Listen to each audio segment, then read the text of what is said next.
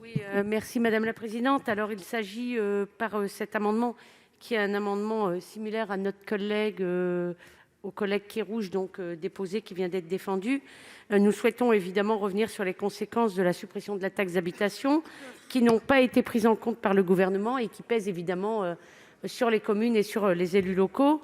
Les impositions que sont la taxe Gemapi, la taxe spéciale d'équipement et les contributions fiscalisées des syndicats sont financées en ajoutant des taux supplémentaires aux taux de fiscalité locaux votés par les conseils municipaux et communautaires. La suppression de la taxe d'habitation a donc évidemment des conséquences mécaniques sur ces impositions qui y étaient adossées. Pour 2020, le taux additionnel issu de la répartition de ces impositions sur la taxe d'habitation ne peut dépasser les taux appliqués en 2019.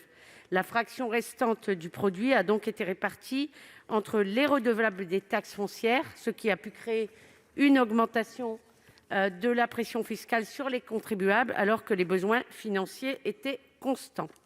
La compensation à l'euro près de la suppression de la taxe d'habitation était une promesse du Président de la République.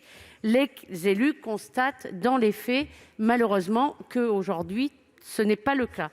140 communes de Seine-Maritime seraient concernées par un tel manque. Nous demandons conjointement à de nombreux maires qu'une compensation de l'État soit prévue pour assurer cette fraction qui était auparavant supportée par la taxe d'habitation. Je vous remercie.